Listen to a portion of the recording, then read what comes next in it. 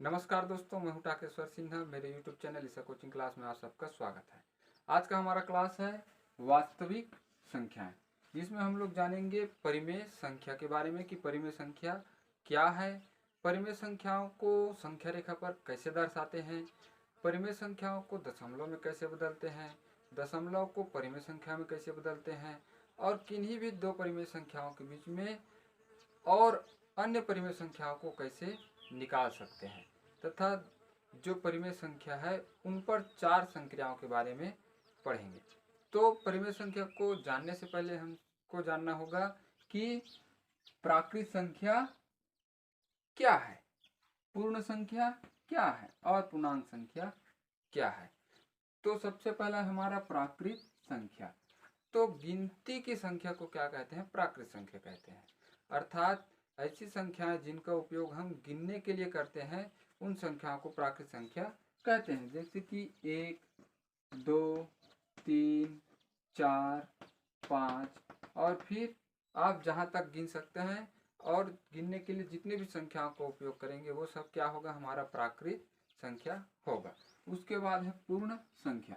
अब देखिए, ये जो हमारा गिनती की संख्या है जिसका उपयोग हम गिनने के लिए करते हैं, ये प्राकृत संख्या है। अब इस प्राकृत संख्या में यदि शून्य को भी शामिल कर लिया जाए तो ये गिनती की संख्या जो प्राकृत संख्या है वो क्या कहलाता है? हमारा पूर्ण संख्या कहलाता है। ये हो गया हमारा पूर्ण संख्या। अब उसके बाद है पूर्णांक संख्या। अब देखिए, प्राकृत संख्या में हमने शून्य शामिल किया तो ये बन गया पूर्ण संख्या। अब इस पूर्ण संख्या में यदि प्लस माइनस का चिन्ह भी जोड़ दिया जाए, ऐड कर दिया जाए, तो ये हो जाएगा हमारा पूर्णांक संख्या। अब धन और ऋण चिन्ह के अनुसार इसका जो है दो प्रकार होता है। पहला है धन पूर्णांक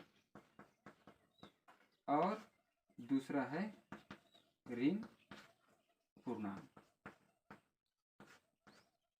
पहला धन पूर्णांक और दूसरा ऋण पूर्णांक। अर्थात धनात्मक संख्या धन पूर्णांक में होता है और ऋणात्मक संख्या ऋण पूर्णांक में होता है। इसको हम एक संख्या रेखा में भी दर्शा सकते हैं। जैसे कि ये हो गया हमारा एक संख्या रेखा, और जो मध्य बिंदु है वो होता है हमारा शून्य। शून्य से धन पूर्णांक चालू होता है और शून्य से ऋण पूर्णांक चालू होता है। हमारा शून्य कहाँ होता है? तो ये होता है हमारा मध्य बिंदु होता है। अब देखिए, जो संख्या रेखा का बायां पक्ष है, जो बायां तरफ है, उधर हमारा ऋणात्मक संख्याएं होते हैं, और जो दायां पक्ष है, जो दायां भाग है, उसमें हमारा धनात्मक संख्याएं होते हैं। ये हो गया 1, ये हो गया 2, ये हो गया 3, ये हो गया 4, और फिर इधर हम जितना बढ़ाना चाहें उतना बढ़ा सकते हैं। इधर भी वैसे ही, ये हो गया ऋण 1, ये हो गया ऋण 2, ऋण 3, ऋण 4, और इधर भी जितना बढ़ाना चाहें हम बढ़ा सकते हैं। तो ये हो गया हमारा संख्या रेखा।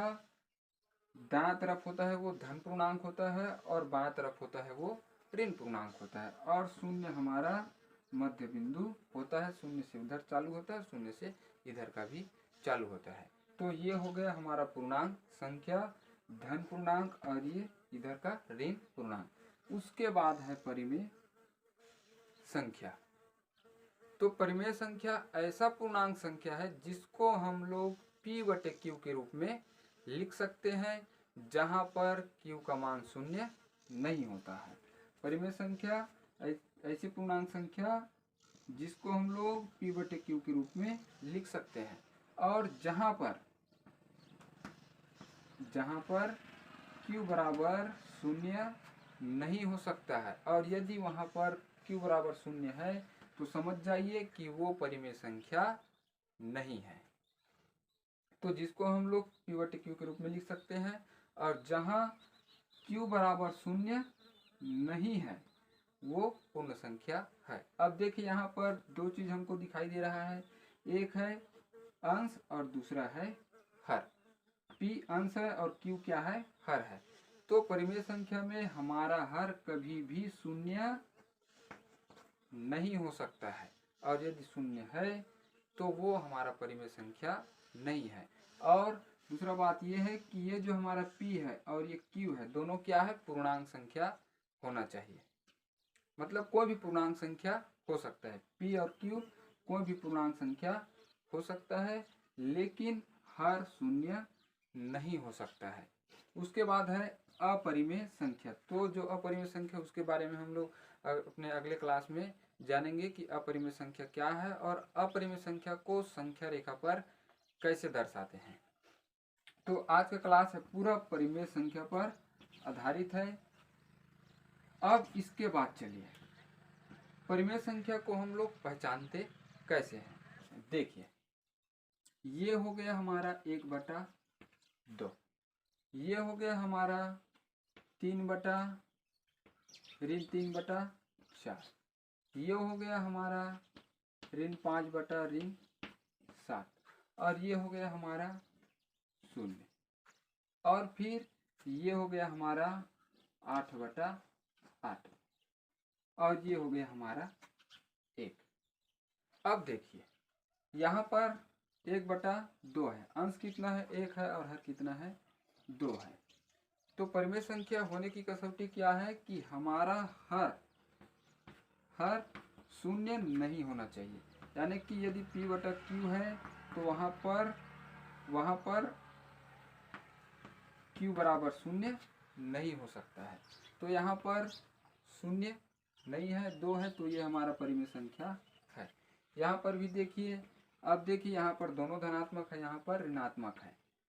इसलिए पहले से बताए हैं कि p और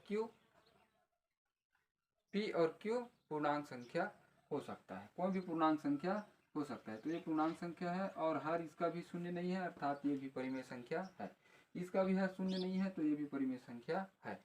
अब 0 देखिए, ये 0 है, तो ऐसा नहीं है कि ये अपरिमेय संख्या होगा। इसके भी नीचे कुछ नहीं है, मतलब 1 ऑलरेडी माना जाता है, तो ये भी परिमेय संख्या है। अब यहाँ देखिए 8/8 है, इसको यदि हम भाग देंगे तो ये कितना होगा, ये टोटल हो जाएगा हमारा 1, तो ये भी परिमेय संख्या है।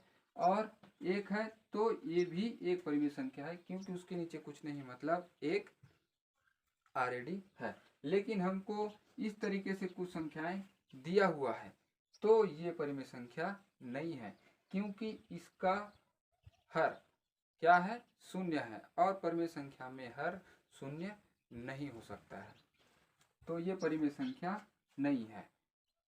और भी देखिए कुछ उदाहरण इस तरीके से हैं, वर्गमूल 2, वर्गमूल 3। तो इस तरीके का जो संख्या होता है वो भी कुछ स्थितियों में परिमेय संख्या होता है और कुछ स्थितियों में अपरिमेय संख्या होता है। अब देखिए इन स्थितियों में परिमेय संख्या कब होगा, ये √2 है और √3 है, वो अपरिमेय संख्या है। लेकिन ये परिमेय संख्या कब होगा, जब ये रूट के अंदर की संख्या का जब गुणनखंड निकालेंगे तो गुणनखंड का फिर क्या करेंगे, जोड़ा बनाएंगे। अर्थात रूट के अंदर की संख्या क्या होना चाहिए, हमारा पूर्ण वर्ग होना चाहिए। यदि ये पूर्ण वर्ग है तो परिमेय संख्या है, और यदि पूर्ण वर्ग नहीं है तो फिर वो अपरिमेय संख्या है। अब देखिए वर्गमूल 4 है, इसको हल करेंगे तो क्या होगा, 2 × 2 और फिर इसका जोड़ा बना के क्या लिखेंगे, 2, जो कि क्या है, एक पूर्णांक संख्या है, इसके नीचे कुछ नहीं, मतलब 1 है, अर्थात ये परिमेय संख्या है। अर्थात वर्गमूल में है कोई संख्या और वो पूर्ण वर्ग है तो वो परिमेय संख्या है, और यदि वो पूर्ण वर्ग नहीं है तो वो अपरिमेय संख्या होगा। तो ये हुआ परिमेय संख्याओं को पहचानना। इसके बाद चलिए जानते हैं कि परिमेय संख्या को संख्या रेखा पर कैसे दर्शाते हैं। तो ये हो गया संख्या रेखा पर दर्शाना। अब चलिए संख्या रेखा पर कैसे दर्शाते हैं, इसके लिए एक उदाहरण लेते हैं। मान लीजिए हमारे पास कितना है, 3/2, और इस 3/2 को हमको संख्या रेखा पर क्या करना है, दर्शाना है। तो ये हो गया हमारा संख्या रेखा और ये मध्य बिंदु 0।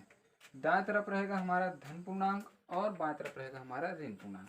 अब यह है 3/2 जो कि धनात्मक है, तो 3/2 हमको धनात्मक की तरफ दर्शाना है। अब देखिए 3/2 है, तो इसका शुरुआत कहाँ से करेंगे? तो इसका शुरुआत हम लोग 1/2 से करेंगे।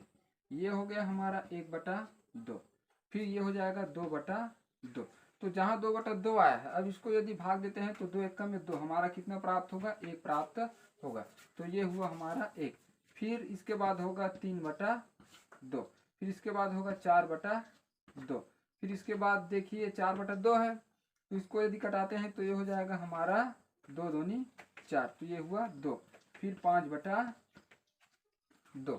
ठीक इसी तरीके से इस तरफ भी इसको दर्शाएंगे 1/2, ये ऋणात्मक होगा, और ये फिर ऋण 2/2। अब देखिए यहाँ 2/2 है, तो ये होगा हमारा ऋण 1। फिर ऋण 3/2, फिर ऋण 4/2, ये होगा हमारा ऋण 2, और फिर ऋण 5/2। इस तरीके से हम इसको संख्या रेखा में दर्शाएंगे। अब देखिए हमको कितना बोला गया है? 3/2 बोला गया है। अब देखिए धनात्मक है तो हम धनात्मक तरफ देखेंगे कि 3/2 कहाँ पर है। 3/2 कहाँ पर है? तो यहाँ पर है 3/2। तो ये हुआ हमारा 3/2 संख्या रेखा में, संख्या रेखा के धनात्मक की ओर है, दाएं तरफ स्थित है 3/2। इस तरीके से संख्या रेखा में दर्शाते हैं। अब देखिए हमारे पास है -5/7। इसको संख्या रेखा में कैसे दर्शाएंगे? तो पहला उदाहरण हमारा धनात्मक वाला था। अब ये जो दूसरा उदाहरण है वो है हमारा ऋणात्मक वाला। तो ये हो गया हमारा ऋण 5/7। ये हो गया मध्य बिंदु 0। तो 5/7 है, तो कहाँ से चालू होगा? 1/7 से। जितना हमारे हर में होता है उतने का हमारे हर में रखते ही हैं, लेकिन ऊपर कहाँ से चालू करते हैं? अंश को 1 लेते हैं। ये चालू होगा कहाँ से? 1/7 से। ठीक, तो ये होगा 1/7, फिर 2/7, फिर 3/7, फिर 4/7, फिर 5/7, फिर 6/7, फिर 7/7। तो यहाँ पर होगा हमारा 1। फिर ये होगा 8/7। तो इस तरीके से हम जितना चाहे उधर बढ़ा करके लिख सकते हैं। फिर उसी तरीके से इधर भी लिखेंगे, लेकिन इधर कौन सा वाला लिखते हैं? ऋणात्मक वाला लिखते हैं। तो ऋण 1/7, फिर ऋण 2/7, फिर ऋण 3/7, फिर ऋण 4/7, फिर ऋण 5/7, फिर ऋण 6/7, फिर ऋण 7/7। अब देखिए यहाँ पर कितना प्राप्त हो रहा है? हमको 1 प्राप्त हो रहा है। तो ये हो गया ऋण 1, और यहाँ पर होगा ऋण 8/7। ठीक, तो ये हो गया हमारा संख्या रेखा तैयार। अब देखना है कि ऋण 5/7 कहाँ पर है। तो ऋणात्मक है, तो ऋणात्मक तरफ देखना है कि ऋण 5/7 कहाँ है। तो ऋण 5/7 कहाँ है? तो यहाँ पर है ऋण 5/7।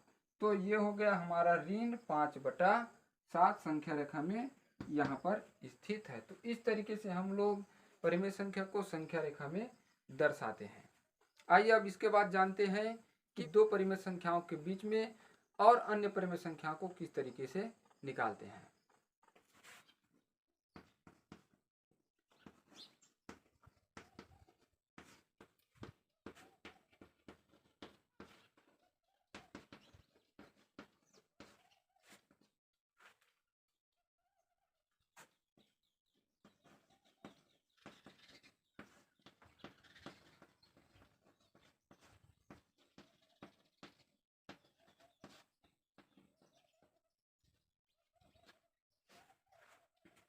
चलिए जानते हैं कि दो परिमेय संख्याओं के बीच परिमेय संख्या कैसे ढूंढते हैं। तो किन्हीं भी दो परिमेय संख्याओं के बीच में असंख्य परिमेय संख्याएं हो सकती हैं, और उनको हम 3 तरीके से ढूंढ सकते हैं। दो परिमेय संख्याओं के बीच में कुछ परिमेय संख्या ढूंढना है, तो उसके लिए हम क्या करेंगे? जो दोनों परिमेय संख्या उसको जोड़ेंगे और उसको 2 से भाग दे देंगे। ये पहला है, यदि हमारे पास a और b दो परिमेय संख्या है, तो सबसे पहले क्या करेंगे? a और b को जोड़ेंगे और उसको 2 से भाग दे देते हैं। इसके बाद जो प्राप्त होगा वो होगा हमारा a और b की परिमेय संख्या। अब a बराबर मान लीजिए कितना है? 5, और b बराबर कितना है? 6। तो यहाँ पर हो जाएगा 5 धन 6 बराबर 2। ये हो गया 11/2, अर्थात 5 और 6 के बीच में एक परिमेय संख्या 11/2 है। इसके बाद दूसरा है कि तुल्य परिमेय संख्या का उपयोग करके भी हम दो परिमेय संख्या के बीच में अन्य परिमेय संख्या को ज्ञात कर सकते हैं। चलिए, यदि हमारे पास कितना है 5 और उसके बाद कितना है 6। अब तुल्य परिमेय संख्या ज्ञात करने के लिए क्या करते हैं कि दोनों संख्याओं को एक ही संख्या से गुना करते हैं, और जिस संख्या से गुना करते हैं उसको अंश में भी गुना करते हैं और हर में भी गुना करते हैं। चलिए, यहाँ पर हमने 2 से गुना किया, तो यहाँ पर भी हम 2 से गुना करेंगे। अब देखिए, 5 दूनी 10 और ये 2 एकम में 2, और ये हो जाएगा 6 दूनी 12 और 2 एकम में 2। अब 5 को तुल्य परिमेय संख्या में बदलने पर कितना हुआ 10/2, और 6 का 12/2। अब यहाँ 10/2 और 12/2 के बीच में एक परिमेय संख्या है 11/2। ये हो जाएगा 5/1 बराबर है 10/2 के, और इससे बड़ा है 11/2, और इससे बड़ा है 12/2, और ये बराबर है 6/1 के। तो इसको इस तरीके से लिखते हैं। अब देखिए, हम 5/6 के बीच में और परिमेय संख्या ज्ञात करना चाहें तो यहाँ 2 के जगह में कितना लेना पड़ेगा हमको 3। फिर हमको उसके बीच में परिमेय संख्या प्राप्त होगा। फिर और भी प्राप्त करना चाहें तो 2 की जगह 3, 3 की जगह 4, 4 की जगह 5, 5 की जगह फिर 6। ऐसे हम संख्या बढ़ाते जाएंगे और इन दोनों के बीच में हमको परिमेय संख्या मिलता जाएगा। तो इस तरीके से हम तुल्य परिमेय संख्या का उपयोग करके भी दो परिमेय संख्याओं के बीच में अन्य परिमेय संख्याओं को ज्ञात कर सकते हैं। उसके बाद है हमारा तीसरा। देखिए, तीसरा हम क्या करते हैं कि जो दो परिमेय संख्या है उनके बीच में और परिमेय संख्या ज्ञात करना है, तो उन दो परिमेय संख्याओं के बीच जितनी परिमेय संख्या ज्ञात करना है उससे एक अधिक का गुना दोनों परिमेय संख्याओं में कर देते हैं। अब देखिए, हमारे पास कितना है 5 और 6 है। इन दोनों के बीच में यदि 3 परिमेय संख्या ज्ञात करना है तो हम लोग 3 से एक अधिक, 3 धन 1 बराबर कितना होगा 4, तो 4 का गुना दोनों परिमेय संख्याओं में कर देंगे। यदि हमको दोनों परिमेय संख्याओं के बीच में कितना परिमेय संख्या ज्ञात करना है 5 परिमेय संख्या, तो हम 5 से एक अधिक 6 का गुना दोनों परिमेय संख्याओं में कर देंगे, और इस तरीके से हम लोग दोनों संख्या के बीच में अन्य परिमेय संख्या ज्ञात कर सकते हैं। चलिए जानते हैं कि यदि 5 और 6 के बीच में 3 परिमेय संख्या ज्ञात करना है तब क्या करेंगे। तो 5 और 6 के बीच में 3 परिमेय संख्या ज्ञात करने के लिए 3 से एक अधिक अर्थात 4, इस 4 का गुना दोनों परिमेय संख्याओं में करने पर ये हो गया 5/1, और गुना अब अंश में भी 4 का गुना करेंगे और हर में भी 4 का गुना करेंगे, तो ये हो जाएगा 5 चौके 20 और 4 एकम में 4। अब देखिए, दूसरा परिमेय संख्या है हमारे पास 6/1, इसमें भी अंश में 4 का गुना और हर में 4 का गुना, ये हो जाएगा 6 चौक 24 और 4 एकम में 4। अब यहाँ पर देखिए 20/4 और 24/4 के बीच में 3 परिमेय संख्या है 21/4, 22/4 और 23/4। इसको हम लोग इस तरीके से लिखेंगे 5/1 बराबर है 20/4 के, फिर इससे बड़ा 21/4, फिर इससे बड़ा 22/4, फिर इससे बड़ा 23/4 और इससे बड़ा 24/4, और ये बराबर है 6/1 के। तो इस तरीके से हम लोग परिमेय संख्या ज्ञात कर सकते हैं कि जितने परिमेय संख्या मतलब दो परिमेय संख्याओं के बीच में जितनी परिमेय संख्या ज्ञात करना होता है उससे एक अधिक का गुना दोनों परिमेय संख्याओं में करते हैं, फिर हमको प्राप्त हो जाता है उनके बीच की परिमेय संख्या। अब देखिए, इनका हर क्या है, समान है। कुछ स्थितियां ऐसी आती हैं जहां पर हर समान नहीं होता है, तो जहां हर समान नहीं होता है वहाँ पर सबसे पहले हम क्या करेंगे, उसके हर को समान कर लेते हैं। चलिए एक उदाहरण जानते हैं कि जिसका हर समान न हो तो उनके बीच की परिमेय संख्या हम कैसे निकालते हैं। तो चलिए हमारे पास कितना है, 2/3 और 3/4 के बीच 3 परिमेय संख्या ज्ञात करना है। 3 परिमेय संख्या क्या करना है, ज्ञात करना है।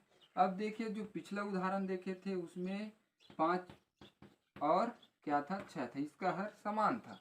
लेकिन यहाँ पर हर समान नहीं है, यहाँ पर हर 3 है और यहाँ पर हर 4 है। तो सबसे पहले क्या करेंगे, हर को समान करेंगे। और हर को समान करने के लिए क्या करते हैं, हरों का लघुत्तम निकालते हैं।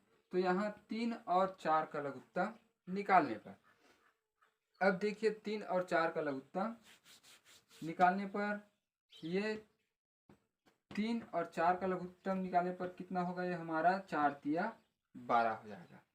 तो 3 और 4 का लघुत्तम कितना हुआ, 12। अब इन दोनों के हर में ऐसे संख्या का गुना करना है कि हमारा हर 12 हो जाए। तो यहाँ 2/3 में किस संख्या का गुना करेंगे तो ये 12 हो जाएगा 4 से। तो अंश में भी 4 और ये हर में भी 4। तो ये हो गया 4 दूनी 8 और ये हो गया 3 चौक 12। ये हो गया हमारा हर 12।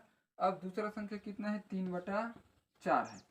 तो इसमें किस संख्या का गुना करें कि इसका हर 12 हो जाए, तो इसमें 3 का गुना करेंगे। अंश में भी 3 का गुना और हर में भी 3 का गुना। ये हो गया 3 त्रिक 9 और 3 चौक 12। अब देखिए हमारा हर हो गया समान। तो जब हमारा हर समान हो जाता है फिर हम अगले कड़ी में पहुंचेंगे। कितने परिमेय संख्या ज्ञात करना है, 3 परिमेय संख्या। तो 3 से 1 अधिक अर्थात 4 से दोनों परिमेय संख्याओं में गुना करने पर, यानी 8/12 और 9/12 में 4 का गुना करने पर।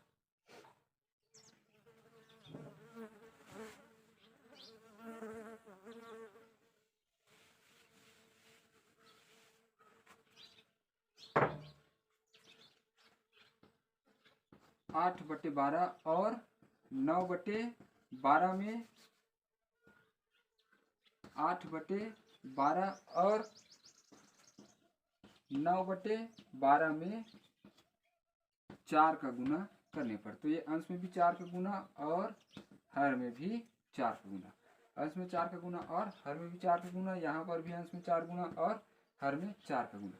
ये हो जाएगा 8 चौक 32 और 12 चौक 48। ये हो जाएगा 9 चौक 36 और 12 चौक 48। अब देखिए 32/48 और 36/48 के बीच में कितने परिमेय संख्या है, हमारा 3 परिमेय संख्या है। 33/48, 34/48 और 35/48। तो इसको इस तरीके से लिखेंगे, 2/3 बराबर है किसके, 32/48 के। और इससे बड़ा है 33/48 और इससे बड़ा है 34/48 और इससे बड़ा है 35/48 और इससे बड़ा है 36/48 और ये बराबर है हमारे 3/4 के। तो देखिए 2/3 और 3/4 के बीच में 3 परिमेय संख्याएं हैं, 33/48, 34/48 और 35/48। ये 3 परिमेय संख्या 2/3 और 3/4 के बीच में है। तो ये हो गए 3 फार्मूले 2 परिमेय संख्याओं के बीच में परिमेय संख्या निकालने के लिए। पहला है कि दोनों परिमेय संख्याओं को जोड़कर उसको 2 से भाग दे देते हैं। दूसरा है कि तुल्य भिन्न की सहायता से भी हम परिमेय संख्या निकाल सकते हैं। और तीसरा है कि जितना परिमेय संख्या ज्ञात करना है उससे एक अधिक से दोनों परिमेय संख्याओं में गुना कर देते हैं और उसके बाद हमारा निकल जाता है उनके बीच की परिमेय संख्याएं। और यदि हमारा हर समान नहीं होता है तो उसको समान करने के लिए क्या करते हैं, लघुत्तम निकालते हैं और लघुत्तम निकाल करके फिर हर को उतना बना देते हैं। तो ये हुआ हमारा 2 परिमेय संख्याओं के बीच में अन्य परिमेय संख्या निकालना।